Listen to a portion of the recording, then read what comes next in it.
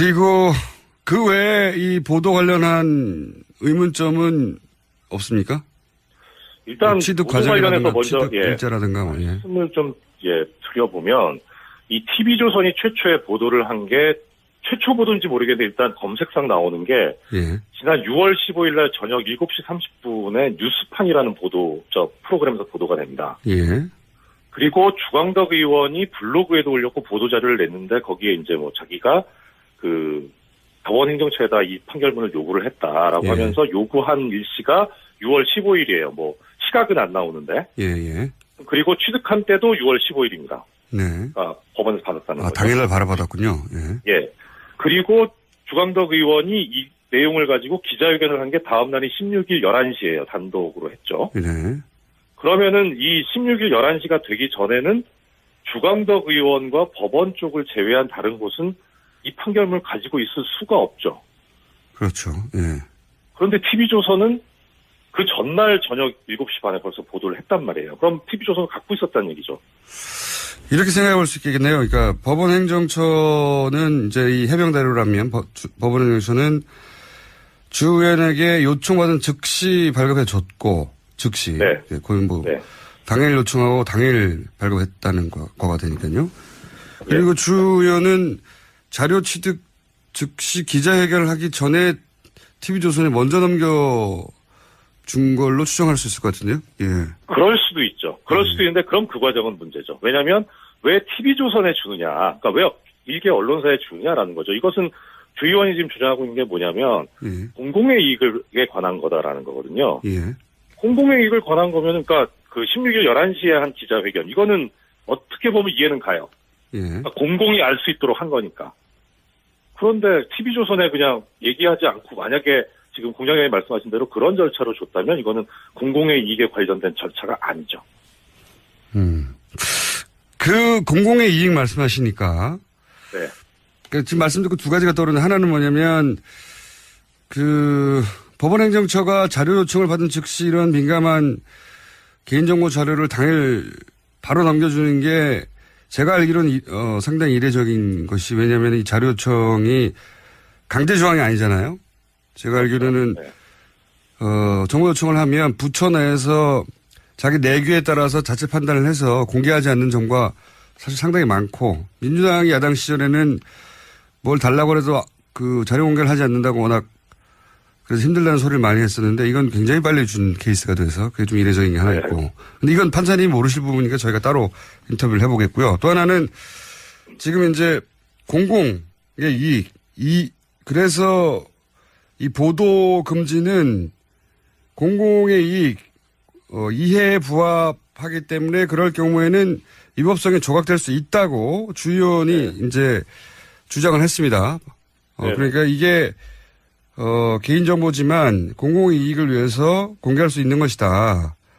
위법성이 조각될 수 있다. 이렇게 반박했는데 여기에 대해서 뭐라고 하시겠습니까? 일단 가장 큰 부분은 뭐냐면요. 첫째는 공공의 이익 부분 관련해서 지금 주 의원이 얘기하고 있는 거는 판결문 공개라든가 보도 금지 뭐 이 부분이에요. 근데 지금 제가 주 의원 쪽에 대해서 문제를 삼는 거는 판결문 공개나 보도 금지 부분이 아니고요. 그건 언론사에 따지는 어떻게 취득했냐는 거예요. 근데 주 의원이 그 얘기를 하고 나서는 것 자체가 좀 이상은 해요. 왜냐면은 그분은 국회의원이지 언론사 대변인이나 대표가 아니잖아요. 그렇죠. 그 이야기는 언론사가 할 일인데. 그렇죠. 언론사가 할 일을 자기가 하고 있는 게 좀 이상하고 뭐 그건 그렇다 치고 또 두 번째는 보도자료도 그렇고 그다음에 블로그에도 올리셨던데 그 대법원 판례하고 헌법재판소 결정문을 인용을 하셨더라고요. 결국 언론이 이것을 공개하는 것이 공공의 이익에 부합하기 때문에 공개할 수 있다 이런 얘기죠. 그렇죠. 그런데 이 경우는 뭐냐면 지금 주 의원 말에 의하더라도 판결문을 공개할 수 있다. 법이 명시적으로 금지하고 있더라도 그러면은 그 사안에 관한 판례를 인용해야 되는데 지금 4가지 판례를 보면 4가지 판례를 예로 들었습니까? 블로그에? 그렇습니다. 블로그에 예를 들었어요. 보도자료에도 나왔고요. 보면은 전부 다 이게 판결문 공개에 관한 게 아니에요. 그리고 심지어는 또 어떤 것도 있냐면 그 예를 하나 들어드릴게요. 그 주 의원이 블로그에 올린 건데 대법원 1998년 9월 4일 선고 96-11327 판결을 예를 들었어요. 공공의 이익에 부합하는 경우에는 뭐 그렇게 보도할 수 있다 이런 취지인데 이 대법원 판결의 사안은 뭐였냐면 그 MBC 뉴스데스크 사건인데요. 네. 이때 어떤 일이 있었냐면은 뉴스데스크에서 보도를 할 때 그 보도 대상자한테 사생활에 관한 부분을 좀 보도를 해야 되겠다. 그래서 승낙을 받았어요. 네. 근데 승낙을 받은 범위를 초과해서 보도를 했을 뿐만 아니라 여기서 이제 신분이 노출되지 않게 해달라고 했는데 이게 신분 노출되게 이게 모자이크 처리도 제대로 안 되고 그리고 음성면도 제대로 안 된 거예요. 그래가지고 이제 이분이 손해배상 청구를 한 거죠. MBC에 대해서. 예.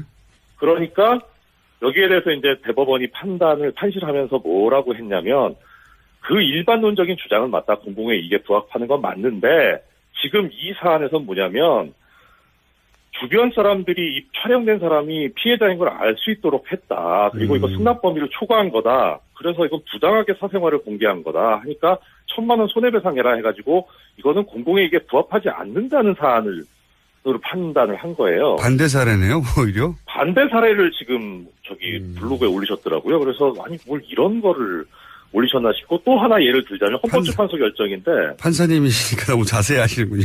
네. 또요. 예, 헌법재판소 결정인데 2013년 12월 26일 날 헌법재판소에서 나온 2009 헌마 747 헌법소원 사건이에요. 이거는 어떤 내용이냐면 그 문제된 분이 이명박 전 대통령에 대한 동영상을 블로그에 게시를 해서 비판을 했어요. 네. 그러니까 그걸 가지고 이제 검찰에서 기소유예 처분을 했는데 그러니까 기소유예라는 거는 죄가 인정되기는 하는데 다른 여타 이런 사정들을 고려해 보면은 이게 재판에 넘기는 것은 좀 과하다, 부당하다 해가지고 기소를 안 하는 처분이거든요. 그러니까 나 이거 범죄가 안 된다라고 주장하면서 헌법소원을 하신 거예요. 네.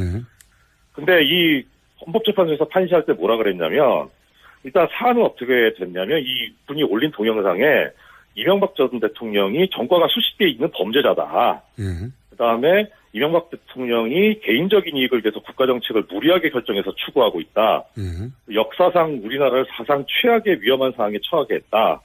그리고 국영기업을 매각해서 엄청난 돈을 벌었다. 그런 주장을 한 거죠, 블로거가. 예, 그렇게 올렸어요. 예.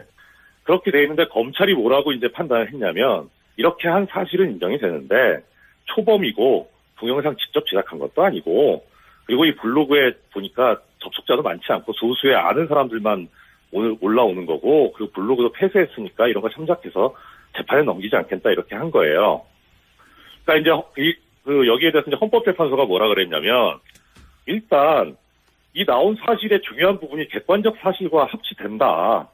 그러니까 허위 사실에 대한 인식이 없는 거 아니냐. 그래서 기소유예 처분이 잘못됐다고 해서 취소를 했어요. 그러니까 공공의 이익에 관련된 문제가 아니라 아예 이거는 범죄 자체가 안 된다고 본 거죠. 네. 사안 자체가 달라요. 지금 공공의 이익의 문제가 아니라 잘못된 사례를 들었다 또. 네. 예. 그래서 도대체 이런 사례를 가지고 왜 예를 들면서 본인의 행동이 맞다, 합리적이다라고 주장을 하시는지 법률가가 왜 그러신지 저는 좀 이해가 안 가요. 그 부분은 저희가 주광덕 의원님 인터뷰를 요청할 생각인데 저희는 네. 반론권을 보장하기 때문에 인터뷰 응하실지 모르겠습니다만 그때 물어보기로 하겠습니다. 자, 네. 그러니까 이제 어쨌든 지금 공공의 이익 때문에 공개했다고 하고 여러 사례를 들었으나 그건 맞는 사례가 아니다라고 이제 반론을 하신 것이고. 예. 그러면 이건 어떻습니까? 초기에는 이거 검찰이 흘린 거 아니냐 언론에 이런 얘기도 있긴 있었습니다. 그 부분 어떻게 생각하세요? 그럴 가능성을 전혀 배제할 수는 없는데요. 일단 검찰에서 입수를 했을 수도 있으니까. 그런데 이제 그 부분에 대해서 저는 큰 정보는 없는데 일단 시스템으로 보면 이게 지금 가사 판결서잖아요. 가사 소송에 관한 것. 그러면은 이 판결서하고 기록은 가정법원에서 보관을 해요. 법원에서 나왔을 것이다. 예. 그러니까 검찰에서 나왔다면 만약에 형사 판결이다 하면 검찰에서 나왔다 그러면 이게 합리적인 의심이 될 수 있어요. 그 형사 판결이나 형사 기록은 검찰에서 보관을 하니까. 이건 가사 소송이라 검찰하고는 일단은 관련이 없는데 그래서 법원에서 나왔을 가능성이 꽤 높아요. 시스템적으로는. 시스템적으로는 그렇다. 예. 근데 검찰에서 따로 입수해서 했다면야 그건 할 말은 없는데 그것까지는 제가 잘은 모르겠습니다. 네. 그건 또 검찰에 저희가 물어봐야 될 내용이니까. 예. 이건 어떻습니까? 주광덕 의원은 이제 기자회견을 통해서도 서류 검토 과정에서 스스로 안 하는 것이다. 이렇게 주장하고 있습니다. 이제 워낙 오래된 것이고 민감한 개인정보라서 이런 정보가 누군가에 의해 제공됐을 가능성이 이제 계속 거론되는 거란 말이죠. 네네. 판사님 생각은 그러면 검찰은 아닌 것이라고 보고 판사님은 어떻게 보십니까? 올해 법원에 계신 분으로서. 일단 두 가지 가능성이 있어요. 그러니까 이제 심지어 피해자, 그 상대 여성분이 제공한 건 아니냐, 이런 얘기가 있다고 하더라고요. 예. 근데 이제 그러면 이제 두 가지 가능성이 있죠. 하나는 그분이 75년도인가 그때 판결을 받았을 때 그때 받은 판결문을 지금까지 가지고 있는 경우. 예. 생각하기 쉽지는 않지만 그럴 수도 있긴 하는 거죠. 예, 그럴 수도 있죠. 예, 예. 그럼 예. 그다음 또 하나는 최근에 안경환 후보자가 이제 법무부 장관 후보자로 지명이 되니까 이 사람은 안 된다 생각해서 이번에 비로소 판결문을 새로 발급받은 경우 이 두 가지가 있을 수 있어요. 그렇군. 당사자라고 한다면. 네. 예, 당사자면 이건 가소송법 위반이 아니죠. 기본적으로. 네. 당사자이기 때문에. 그러면은 첫 번째 경우는 근데 보니까 이 지금 보도된 판결문 형태를 보니까 판결이 언제 확정됐다라고 하는 그 고무인으로 찍혀서 기재가 있더라고요. 판결문 네. 첫 페이지에. 과거 판결물이 아니란 말씀이시고. 예.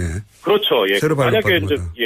새로 받을 그러니까 과거건 절대로 아니다라는 거죠. 이거 확정된 얘기가 나오니까. 예. 그다음에 두 번째 가능성은 주광덕 의원이 그 가능성을 배제시켜줬어요. 본인이 그거는 취득했다는 거잖아요. 네, 당사자는 아닌 것 같고. 예. 예. 그래서 당사자는 아닐 가능성이 거의 높지 않을까. 그러니까 그거는 주광덕 의원 말을 믿어야 될 거죠. 예. 만약에 그 부분을 거짓말했다면 이거는 그야말로 정말 심각한 문제니까. 그래서 일단 제3자가 제공했을 가능성은 그렇게 좀 가능성이 낮지 않나 싶은데 문제는 이제 그래서 이건 좀 이제 그야말로 여러 가지 짜기한 추측인데 일단 TV조선 보도 있었던 아까 말씀드렸던 6월 15일 요때로 한번 돌아가 보면은 이 당시에 어떤 일이 있었냐면요. 법원행정처에서 이 피의자와 유흥업소 간의 유착관계에 있는 부장판사가 있다는 사실을 알고도 징계를 안 했다라는 기사가 6월 15일 날 오전, 그 전날부터 나옵니다. 네.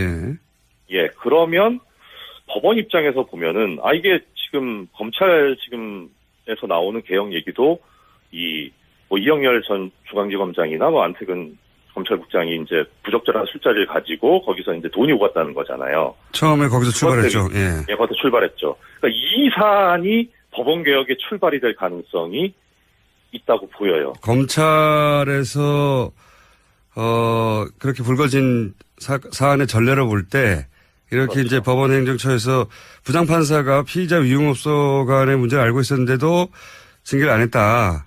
네, 그렇죠. 그리고 이게 어떤 문제가 있냐면 이 문제된 부장판사는 제가 누군지는 모르는데 일단 직책이 고등법원 부장판사거든요. 예. 차관급인데 이 고등법원 부장판사는 다른 판사들하고 달리 고등법원 부장판사가 될 때 대법원장에서 발탁이 돼요. 대법원장으로 가는 게 아니고. 예. 네. 그래서 이런 사람을 어떻게 고등법원 부장판사로 발탁을 했냐. 라고 하는 예. 대법원장에 대한 문제 제기가 있을 수 있겠군요. 그렇죠. 지금 안경환 후보자 관련해가지고 조국 인사수석이라든가 조현옥 인사수석에 민정수석이라든가 조현옥 인사수석에 대해서 책임져야 된다 이런 얘기 나오는데 이걸 그대로 적용을 하면은 양승태 대법원장은 몇 번 그만뒀어야 되거든요. 그러니까 그거를 견제하자는 차원에서 법원 쪽에서 먼저 줬을 가능성이 있지 않나, TV조선 쪽에다가. 이게 전과가 있어요, 법원이, 이런 식으로 이제, 재판 관련 내용을 흘리는 것이. 그래서 종전수법을 그대로 쓴 거 아닌가, 이건 저의 추측입니다. 추측인데. 개인적인 추측인데 전과가 네. 있으므로 그런 추측도 해본다는 이런 말씀이시네요? 그렇습니다. 그러니까 네. 지금 말씀을 요약하면 예를 들어서 사법부 내에 법원 개혁 문제에 저항감을 가지거나 혹은 현 정부의 반감을 가진 일부가 관여했을 수 있다 이런 추정이시네요?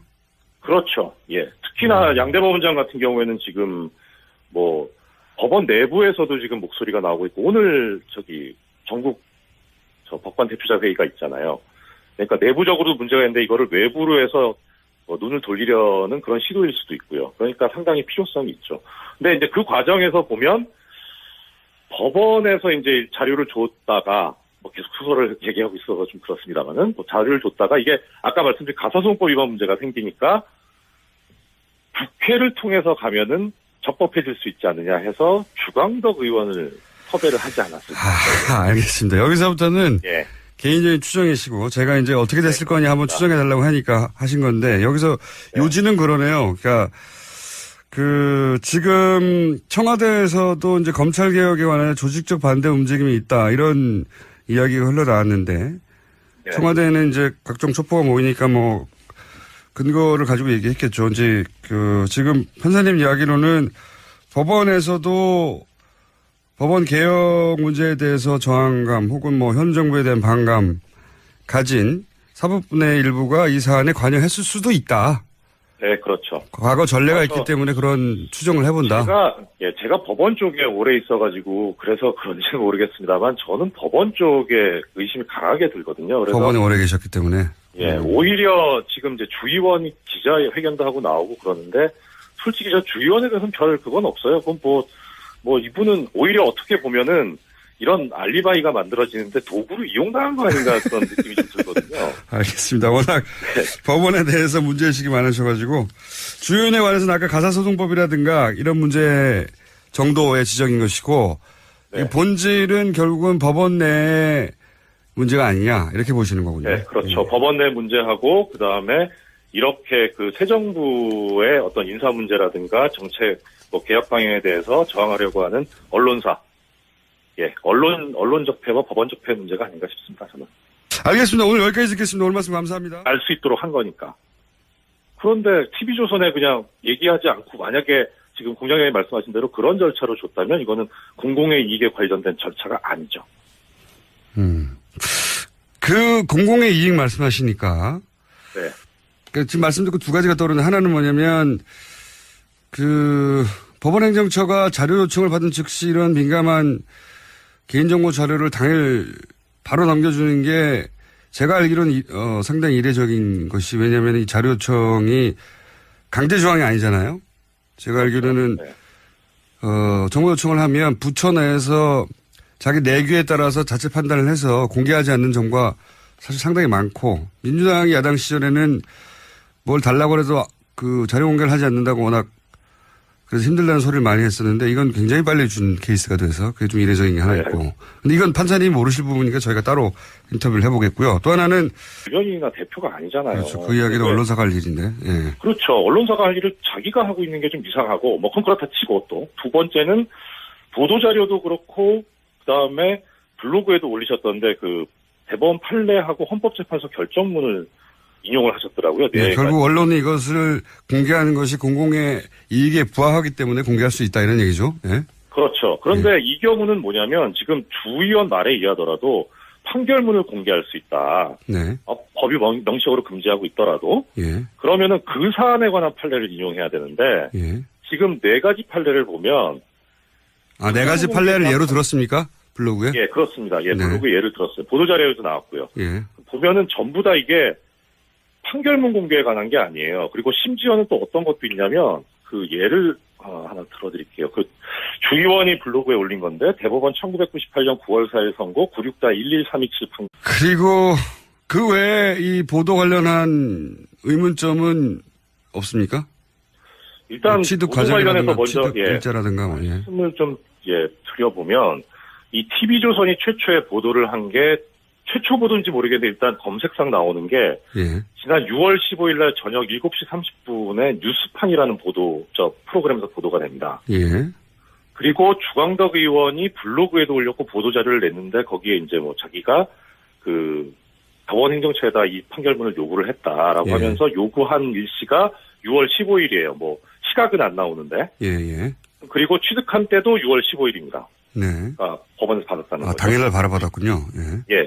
그리고 주광덕 의원이 이 내용을 가지고 기자회견을 한 게 다음 날이 16일 11시예요. 단독으로 했죠. 그러면은 이 16일 11시가 되기 전에는 주광덕 의원과 법원 쪽을 제외한 다른 곳은 지금 이제 공공의 이익, 그래서 이 보도 금지는 공공의 이익, 이해에 부합하기 때문에 그럴 경우에는 위법성이 조각될 수 있다고 주 의원이 이제 주장을 했습니다. 그러니까 이게 개인정보지만 공공의 이익을 위해서 공개할 수 있는 것이다. 위법성이 조각될 수 있다. 이렇게 반박했는데 여기에 대해서 뭐라고 하시겠습니까? 일단 가장 큰 부분은 뭐냐면요. 첫째는 공공의 이익 부분 관련해서 지금 주 의원이 얘기하고 있는 거는 판결문 공개라든가 보도 금지 뭐 이 부분이에요. 근데 네. 지금 제가 주 의원 쪽에 대해서 문제를 삼는 거는 판결문 공개나 보도 금지 부분이 아니고요. 그건 언론사에 따질 일이고. 그러니까 어떻게 취득했냐는 거예요. 네. 근데 주 의원이 그 얘기를 하고 나서는 것 자체가 좀 이상은 해요. 왜냐면은 그분은 국회의원이지 언론사 이 판결문을 가지고 있을 수가 없죠. 그렇죠. 예. 그런데 TV조선은 그 전날 저녁 7시 반에 벌써 보도를 했단 말이에요. 그럼 TV조선을 갖고 있었다는 얘기죠. 이렇게 생각해 볼 수 있겠네요. 그러니까 법원행정처는 이제 이 해명대로라면 법원행정처는 주 의원에게 요청받은 즉시 발급해 줬고, 즉시. 네. 거의 뭐, 네. 당일 요청하고 당일 발급했다는 거가 되니까요. 그리고 주 의원은 자료 취득 즉시 기자회견을 하기 전에 TV조선에 먼저 넘겨준 걸로 추정할 수 있을 것 같은데요. 예. 그럴 수도 있죠. 그럴 수도 있는데 그럼 그 과정은 문제죠. 왜냐하면 왜 TV조선에 주느냐, 그러니까 왜 일개 언론사에 주느냐라는 거죠. 이것은 주 의원이 지금 주장하고 있는 게 뭐냐면 예. 공공의 이익에 관한 거다라는 거거든요. 예. 공공의 이익을 관한 거면 그러니까 그 16일 11시에 한 기자회견 이거는 어떻게 보면 이해는 가요. 예. 그러니까 공공이